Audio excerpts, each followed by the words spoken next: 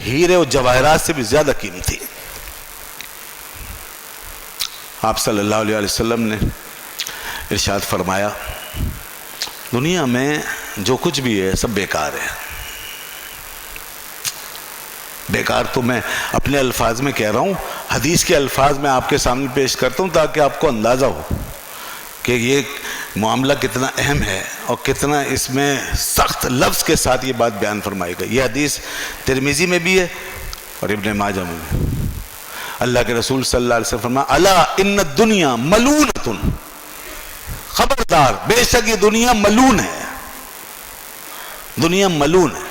ملون ما فیہا، اور جو کچھ اس دنیا میں سب ملون ہے. ملون جانتے ہیں کس کو کہتے ہیں؟ ملون اس کو کہتے ہیں جو دور، کامیابی سے دور، رحمت سے دور، منزل و مراد سے دور. دنیا کی کامیابی میں دنیا کے لیے یہ بھی ملون ہے، اس لیے کہ اس کے بعد کیا ہوگا. دنیا کی خوشحالی میں دنیا کے لیے یہ بھی ملون ہے، اس کے بعد کیا ہوگا، اس کے لیے کیا سوچا.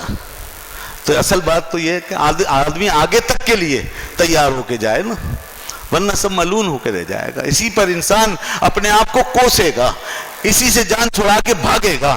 آخرت کے دن جب اس کے ہاتھ میں یہ دنیا نہیں رہے گی تو پھر انسان کس کو یاد کرے گا؟ وہ تمام بات، وہ چیزیں جو آخرت کے لیے انسان نے کر رکھے، جس کو قرآن نے فرمایا وَلْتَنْظُرْ نَفْسٌ مَا قَدَّمَتْ لِغَدٍ. آدمی کو چاہیے کہ غور کرے کہ اس نے کل کے لیے کیا بھیجا، وہاں کیا بھیجا، قبر کا اثاثہ کیا ہے، آخرت کا اثاثہ کیا ہے. تو اللہ کے رسول اسی بات کو ارشاد فرماتے ہیں یہ ملون ہے. اب آگے جو چیز کام آنے والی اور اس ساری دنیا کو، اس سارے ہمارے عمل اور ایکٹیویٹی کو ہمارے لیے کارآمد بنانے والی جو چیز ہے وہ آگے بیان فرمائی. اسلام یہی بس امتیاز رکھتا ہے دیگر دنیا کے تصورات سے کہ وہ ملون کہہ کے چھوڑ دیتے ہیں. عیسائیت میں رہبانیت دنیا کو ملون کہہ کے چھوڑ دیتی ہے. ہندو مذہب میں جوگی پن اور سنیاسیت یہ دنیا کو ملون کہہ کر چھوڑ دیتی ہے. مگر اسلام جس چیز کا نام ہے وہ یہ ہے، اللہ کے رسول نے فرمایا دنیا ملون ہے اور جو کچھ اس میں ہے سب ملون ہے، مگر جو کچھ تم اللہ کے ذکر کے طور پہ کر لوگے وہ تمہارے لیے خیر ہو جائے گا، وہ ملون نہیں رہے گا. یعنی دنیا کو ملون کہہ کے چھوڑا نہیں بلکہ اس ملون دنیا کو کارآمد بنا کے ہمارے ہاتھ میں دے دیا، ورنہ سب کچھ ملون تھا. یہ اسلام کا تر امتیاز جو دیگر مذاہب کے مقابلے میں ہمیں اس دنیا کے ساتھ چلتے رہنے کی تعلیم دیتا ہے.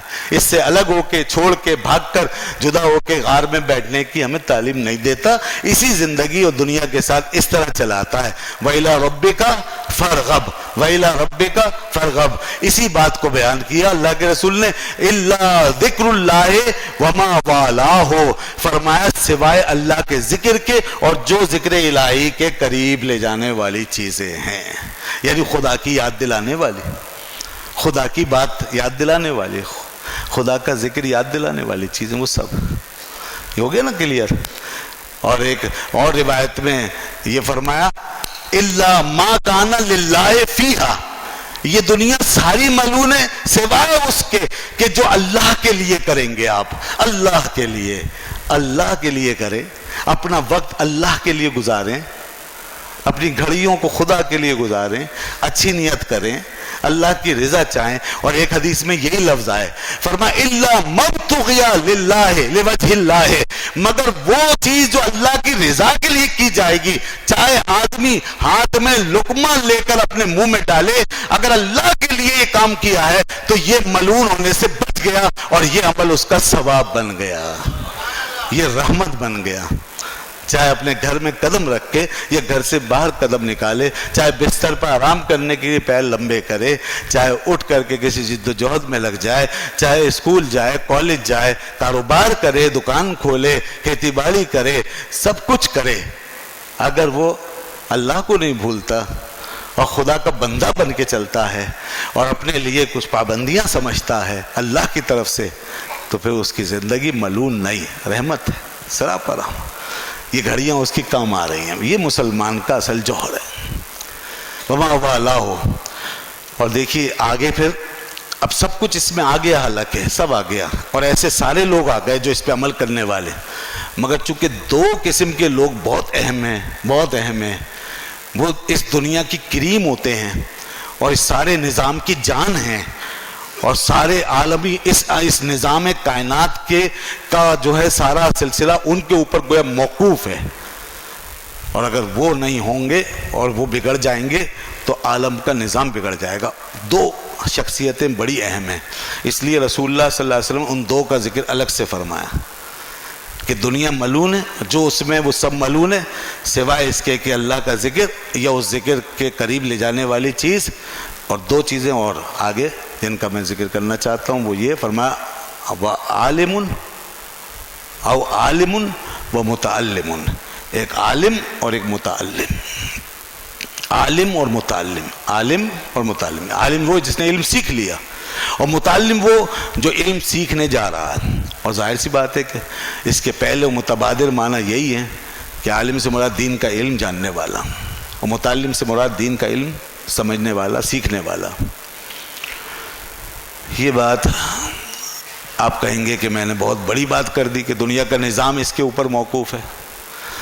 بھئی یہ بات حدیث میں تو نظر آ رہی ہے نا کہ اللہ کے رسول صلی اللہ علیہ وسلم نے ساری دنیا کی ملعونیت کی بات کر کے پھر ان کو مستثنیٰ کیا اور نام لے کے ان کو ہائی لائٹ کیا، اور یہ بھی حدیث میں موجود ہے نہیں کہ عالم دین کے لیے، عالم کے لیے اللہ کے رسول صلی اللہ علیہ وسلم فرمایا سمندر میں مچھلیاں استغفار کر رہی ہیں، اور بلوں میں چھوٹے چھوٹے کیڑے مکوڑے حشات الارض اور فضاؤں میں پرندے سب استغفار کر رہے ہیں۔ یہ سارا نظام کائنات ایک عالم کے لیے کیوں مصروف ہے اور کیوں اس کے لیے استغفار کر رہا ہے؟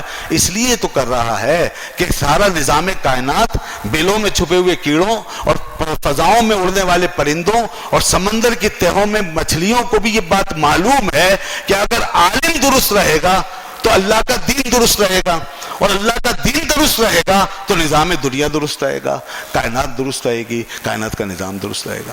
یہ تو بالکل سیدھی سی بات ہے۔ عالم بگڑ جائے گا، دین بگڑ جائے گا، اور جب دین بگڑ جائے گا تو سارا نظام کائنات بگڑ جائے گا، اور جب نظام کائنات بگڑ جائے گا تو سمندر کی مچھلیاں بھی نہیں رہ سکیں گی، اور بلوں میں چھپے ہوئے کیڑے بھی نہیں رہ سکیں گے، اور فضاؤں کے پرندے بھی ہلاک ہو جائیں گے۔ تو اس لیے فرمایا کہ عالم اور متعلم، تو یہ بڑی ذمہ داری ہے۔ بہرحال علماء میں ہر طرح کے لوگ بہرحال ہیں، علماء حق ہر دور میں رہیں گے، اگرچہ آپ کے سامنے ایسی مثالیں بڑھتی جا رہی ہیں کہ جو آپ کے آئیڈیل بننے سے، آج کے لوگوں کے لیے آئیڈیل بننے سے وہ قاصر ہو گئی ہیں وہ مثالیں، اگرچہ ایسی مثالیں بڑھ رہی ہیں۔ اس کی ایک وجہ تو یہ ہے کہ ساری دنیا پہ مادیت چھا رہی ہے، ماحول سارا ایک یک رخی ہو گیا ہے، اور وہ جا رہا ہے ایک اس سمت میں کہ جہاں پر اس جنس کی قدر ہی نہیں ہے، جہاں ان چیزوں کی حوصلہ شکنی ہوتی چلی جا رہی ہے، اور دنیا داری اور شہوانیت اور نفسانیت اور شیطانیت کے جو چیزیں ہیں اور امور ان کو زیادہ فروغ مل رہا ہے۔ تو ظاہر سی بات ہے کہ علماء اور طلباء یہ اس معیار پہ ان کا رہنا کیسے ممکن ہو سکے گا۔ اچھا، دوسری وجہ پھر انسان کی اپنی ذاتی کمزوریاں، وہ چیزیں حائل ہوتی ہیں، اس میں لالچ ہے، اور اس کا بھی ظاہر سی بات ہے کہ اس کی وجہ بھی یہ ماحول کا اثر، ماحول پہ جو چھا رہا ہے، ماحول جو چھا رہا ہے ہمارے اوپر، اور جس قسم کا مادیت طلبی کا رجحان، تو یہ ظاہر ہر جگہ پہنچ رہا ہے۔ بہرکیف لیکن اس کے باوجود اگر یہ نظام کائنات موجود ہے، اگر قیامت نہیں آئی ہے، اگر دنیا کا نظام چل رہا ہے، تو اس کی صرف ایک ہی وجہ ہے، اس کی ایک ہی وجہ ہے کہ علماء حق، علماء ربانیین، اللہ کے نیک بندے، اخلاص سے علم پڑھنے اور پڑھانے والے اب بھی دنیا میں موجود ہیں، ایسے لوگ موجود ہیں۔ اور اللہ کے رسول صلی اللہ علیہ وسلم فرمایا کہ جب ایسے لوگ بالکل ختم ہو جائیں گے پھر قیامت آ جائے گی۔ فرمایا میری امت میں ایک جماعت حق پر قائم رہے گی، اور جب وہ اٹھ جائے